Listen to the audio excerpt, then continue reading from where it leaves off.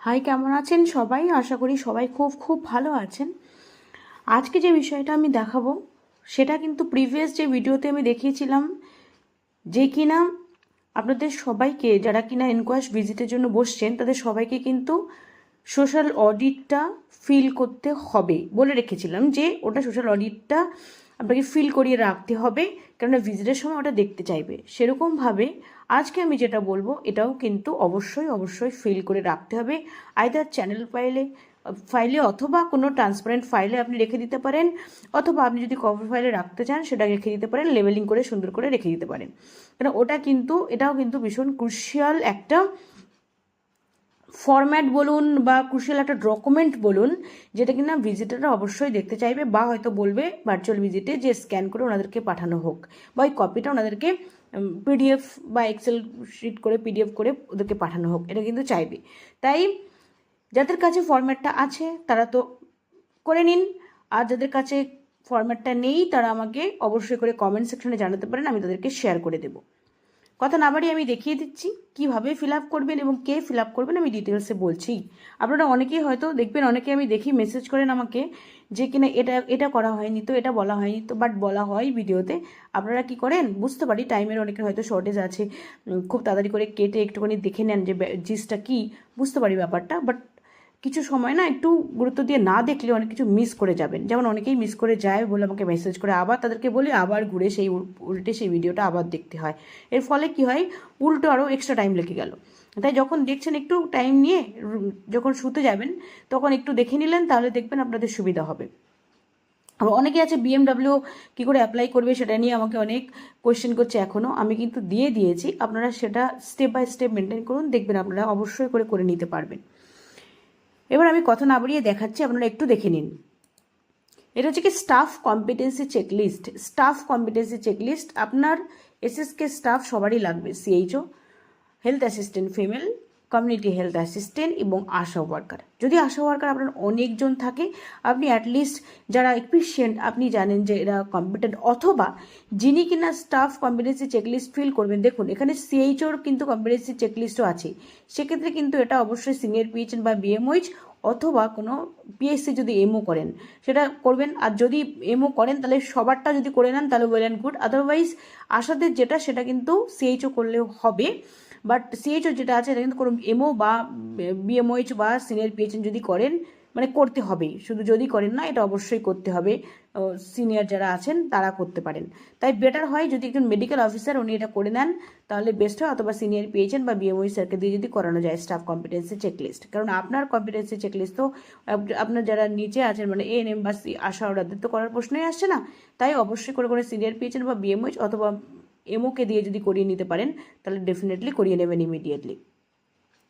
এখানে দেখুন আপনি কি করবেন, তাহলে আপনার স্টাফ কম্পিটেন্সি চেকলিস্টে প্রথমে সিএইচওর নাম হবে, হয়ে দেখুন এখানে পরিষ্কার লেখা আছে this checklist outlines the essential competencies expected from our community health officer, staff members are required to review and ensure their proficiency বা কম্পিটেন্সি, সেম কথা, প্রফিসিয়েন্সি ইন দিস এরিয়াস। কি বলেছে, কম্পিটেন্সি চেক পয়েন্ট, কিসের উপর কম্পিটেন্সিটা check করা হচ্ছে, proficiency check করা হচ্ছে কন্ডাক্টিং পেশেন্ট অ্যাসেসমেন্ট ঠিক করে করতে পারছে কিনা।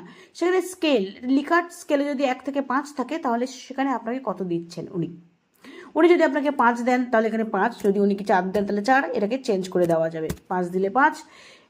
অ্যাডমিনিস্ট্রেটিং মেডিকেশনস অ্যান্ড ট্রিটমেন্ট, সেখানে কত দেবেন তিনি চেঞ্জ করে দিতে পারেন, 3 বা 4 বা 5 ওনার যেটা মন চায় উনি দেবেন। ম্যানেজিং মেডিকেল ইমার্জেন্সি, সেখানে চেঞ্জ করতে পারেন। Ensuring infection control practices, conducting health awareness session, providing counseling on preventive health care, promoting healthy lifestyle practices, effective communication with patients and families, coordinating with healthcare team members, liaising with community resources for patient support, accurate and timely documentation of patient information, monitoring and reporting community health trends, utilizing electronic health record proficiently। তার মানে বুঝতেই পারছেন এগুলোতে এবার একজন efficient লোক না হলে কিন্তু এগুলো জাস্টিফাই করা, এগুলোকে চেক করা, মনিটর করা ইটস নট পসিবল। তাই বিএমওইচ বা যদি মেডিকেল অফিসার করেন তারা কিন্তু দেখে শুনে এখানে নাম্বার দেবেন, নাম্বার যেটা ওনার মনে হবে সেটা কিন্তু উনি নাম্বার দেবেন। আইদার 4 অথবা 5, ওটা যেটা মনে হবে সেটা কিন্তু নাম্বার দেবে। দিয়ে এবার উনি আপনার গ্যাপ কোথায় কোথায় আছে, কোথায় কোথায় আপনার প্রবলেম আছে, আপনি পারছেন না, আপনি ততটা প্রফিশিয়েন্ট নন বা কম্পিটেন্ট নন, সেটা কিন্তু উনি লাস্টে একটা ফিডব্যাক দেবেন, দিয়ে কিন্তু সেখানে দিয়ে যাবেন যে কী কী ইম্প্রুভমেন্টের আপনার দরকার। যেমন following gap on training needs and adequate skill needs are identified upon competency assessment and actions planned on training and adequate skill gaps. এখানে কী আছে দেখো, CHO is trained as per mandate. Still, following training will help improve performance of the CHO. CHO as per mandate trained, but still কিছু কিছু জিনিস আছে যেটা কিন্তু ট্রেনিংয়ের প্রয়োজন আছে পারফরমেন্স ইমপ্রুভ করার জন্য। যেমন রিফ্রেশার ট্রেনিং যদি একটা হয় ভালো হয়, training on capacity building, refresher training on methods, এটা কি PSS, 5S, PDCA, এই যে মেথডগুলো, বা যদি ওখানে ধরুন আপনি ফিশবোন ডায়াগ্রাম, যেটা খুশি ফিশবোন ডায়াগ্রাম,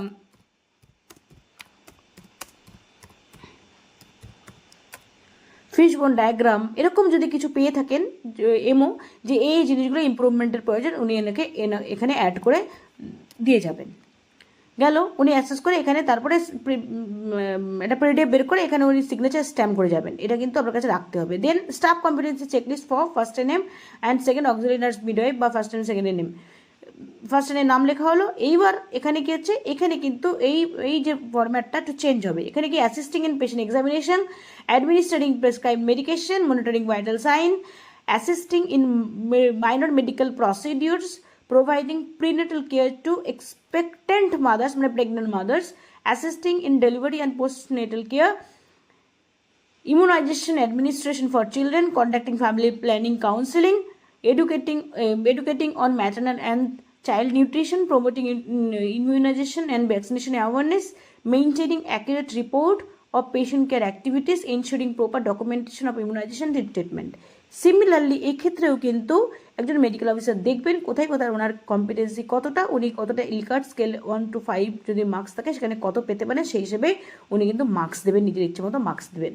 দিয়ে ওনার ক্ষেত্রে কী কী গ্যাপ আছে, কোন কোন ক্ষেত্রে ট্রেনিংয়ের প্রয়োজন আছে সেটা উনি লিখে দিয়ে যাবেন। কি refresher training on capacity building, refresher training on method of PSS, 5S, PDCA, এগুলো ওনার জানা নেই, এগুলোর উপরে ওনার ট্রেনিংয়ের প্রয়োজন আছে, করে দিলেন। এবার এটা করে গেল। সেরকমভাবে যে CHA আছে তারটাও কিন্তু সেম প্রসেসে কিন্তু উনি করবেন এবং কোথায় কোথায় প্রয়োজন আছে সেটা লিখে দিয়ে যাবেন।